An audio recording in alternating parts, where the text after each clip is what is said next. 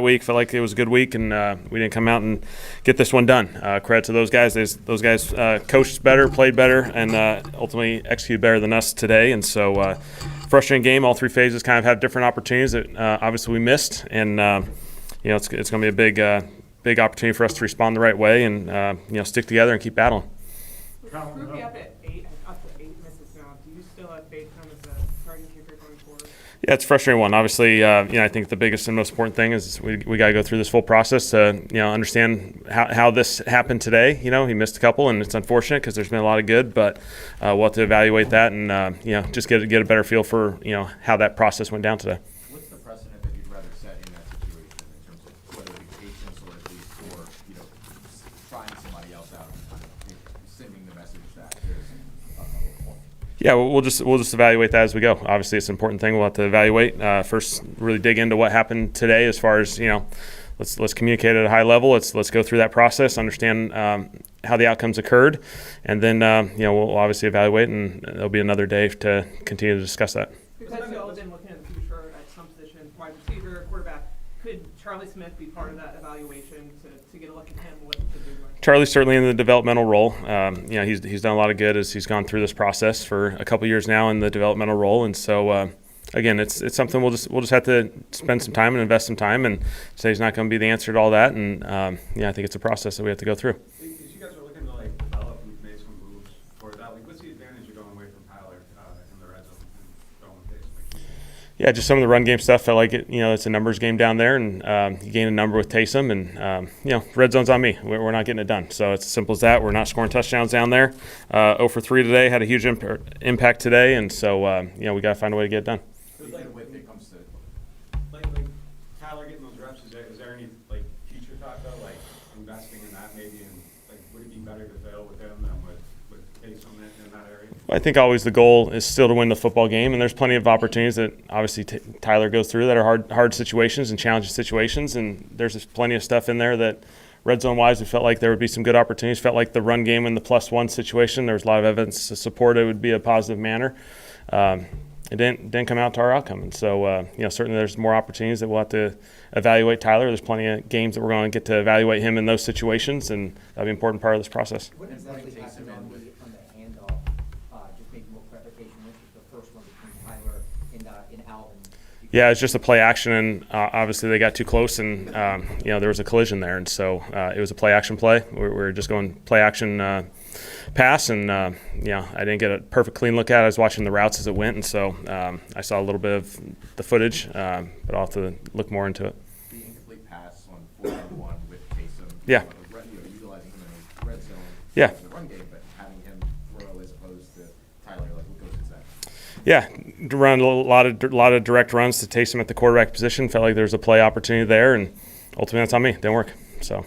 How did you just feel like this was a game with just so many missed opportunities? Yeah, there's missed opportunities. Credit to those guys. They made the opportunities. They created, enough explosive plays in the game. They made the stops in the red zone. We had our opportunities like a lot of games, and it's just a matter of those small little margins. We got to take advantage of them. How would you describe this as a play caller in this game? Is it frustrating during the course of the game, or do you still feel like you got a bunch of things working? How would you describe, self-evaluation, the job you did as a play caller? Yeah, not good enough. Obviously, we didn't get done on offense. It was choppy. We weren't able to create the flow that we had the previous week against Carolina, and so frustrating. I haven't done a good enough job with this group, and we got to find a way. A lot of the play calls happen in a short passing situation. Is that because of Atlanta's pass rush? Certainly their pass rush has been really productive. They've been a very productive pass rush team. I thought there were some opportunities to get the ball out of our hands. Obviously, as the game progressed, we got into some challenging situations, and they were able to rush the passer in some gnome rushes, and that was a challenge for us. How would you evaluate Tyler just on first look? Yeah, I thought he battled. I thought he gave us some positive things in there. It wasn't an easy situation in some of those as the game progressed, and we got into the multi-score game. I thought he battled, and certainly I think if you take the emotions out of it and you go watch the film probably tonight and tomorrow, you'll certainly see some positives. Yeah, we'll have to let that go through its process. Obviously wasn't able to return. We'll have to get the full evaluation tomorrow and get a feel for that and see what this outline looks like. Coach, as you say, you've had Charlie Smith in the building for 2 years now, so you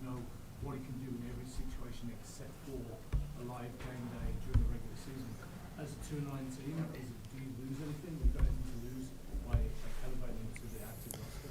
Well, I think it's something that's definitely part of the evaluation process. He's been here for 2 years, and he's developed a ton, and he's had preseason game opportunities, and he's done a nice job there. And so, he's in a developmental role, and we just have to continue to evaluate that each and every week. And we've had a lot of guys that have had opportunities to step up, and we'll see how all this stuff progresses.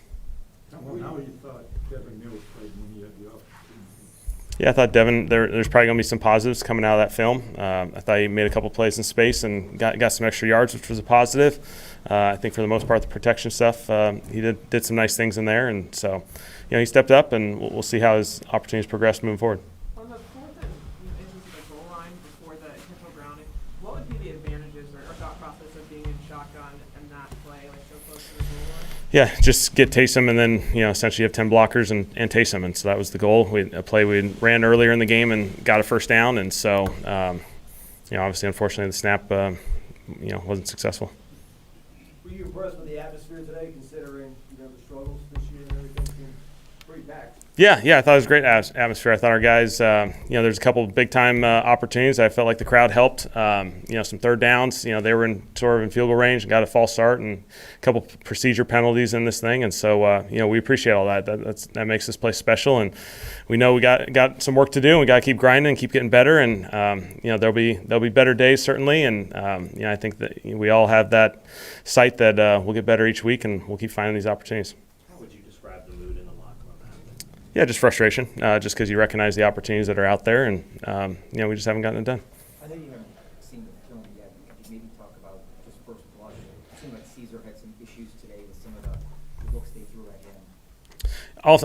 Again, I think those ones are always really important to see the film.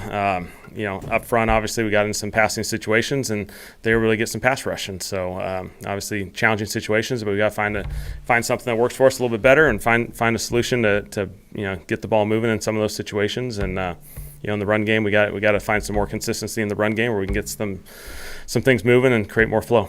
Hey, Coach. Without Shaheed and Cooks, what did you see from Mason Tipton? Obviously, had that big return early in the game, and then I think he had 30 catches. What do you see from him in this play? Yeah, we like Mason a lot. He's done some positive things through training camps and through preseason football. He's played a somewhat limited role in the regular season. I thought he made some plays in this game. He'll continue to play a valuable role. With the self-scouting opportunity over the course of the bye week, did you find that what happened today was about adjustments not being fully, not being able to fully implement the adjustments that you wanted, or was it just a lack of effectiveness? Yeah, I mean, at the end of the day, we just didn't get it done. We can look at it from a lot of different angles. Schematically, I'm going to spend a lot of time saying, are we putting ourselves in the best position to be successful? Players are trying to find every margin that they can improve on, and so, that's the goal of this thing. Obviously, every opportunity you have, whether it be a self-scout or a game film, you're going to evaluate it. There's going to be things that come out of it positively and negatively, and you just got to keep growing. And so, obviously, we missed this opportunity. Good. All right. Thank you. Taysom Hill,